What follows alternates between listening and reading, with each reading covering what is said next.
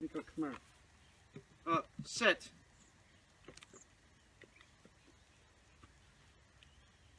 We have plenty of time to make Miko more compliant, and that's what we're doing by using this box.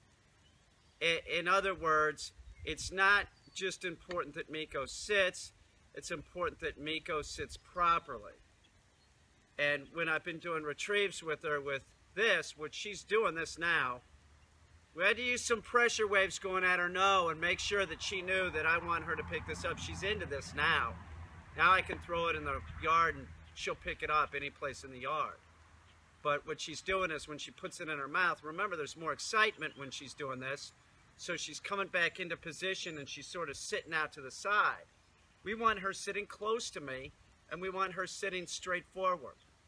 So we use targets like this box, this is just an old box, to ensure that the dog goes into the proper position. Remember, it's a lot of muscle memory.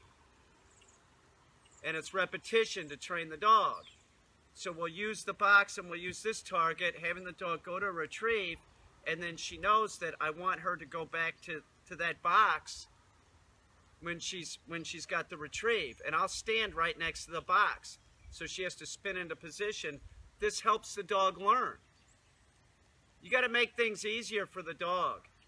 And there's tools like this. It's just a simple tool. It's just an old wooden box. You could use a cardboard box. You could use, I've used cardboard box stuff with stuff in it to make it sort of more solid, and then I've duct taped it before.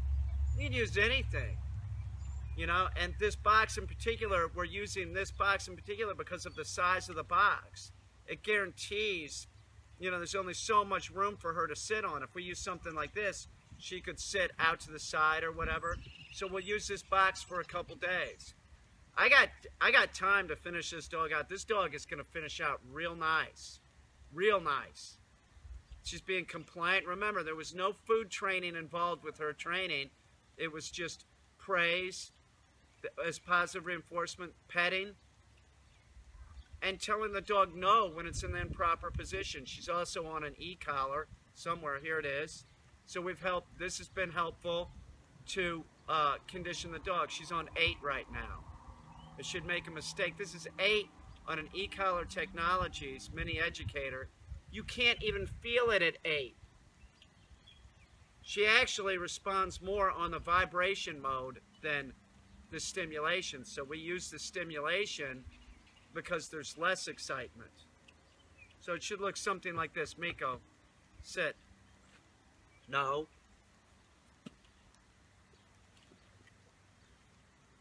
Putting this in my hand because I might use it, I might not. But if it's not in my hand and it's just hanging around my neck, doesn't do any good. If you're using an e-collar, has to be in your hand. All your positive and negative reinforcement happens in 1.3 seconds. If you don't catch the dog doing it, shut your mouth. Don't say a fucking thing. Miko, hold. Heel. Sit. Awesome! That's awesome. That's much better. Drop. We'll do it again. No, Miko, hold. Heel. Sit. Good. Do it one more time. She's still sitting out a little bit. We're really looking for her to sit like this, straightforward. Sit. But this will happen. We'll work with this over a couple of days. You know, you can't expect the dog to learn everything in a few minutes. It's a lot of muscle memory. Miko, hold. Heel. Sit. Sit. Drop.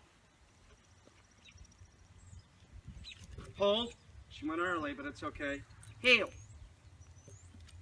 Sit. Drop. Miko, hold. No, hold. Heel. No, heel. Sit. Beautiful. Drop. Miko, hold. No, hold.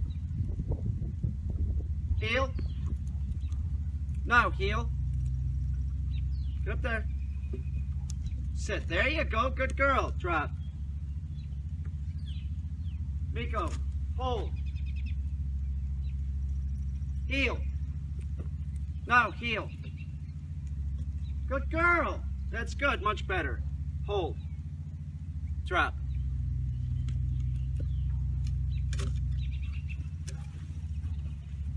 Now we'll do this without the retrieves to really get her going straight, and then we'll bring the retrieves back in. Do you understand? Anytime you bring multiple things together, it makes it more difficult for the dog. So we'll just work her on the box this afternoon. You know, either having her sit there and go to the box, or just sit out in front of me. We'll move the box around, make sure she's coming in closer and going straight. Remember that. This is so important.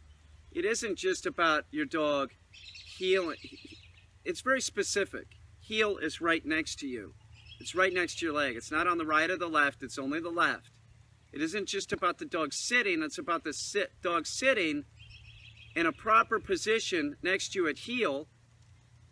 And it's implied that the dog stays in that position until you give it another command. It's not just about the dog's doing it okay. I'm not being nitpicky.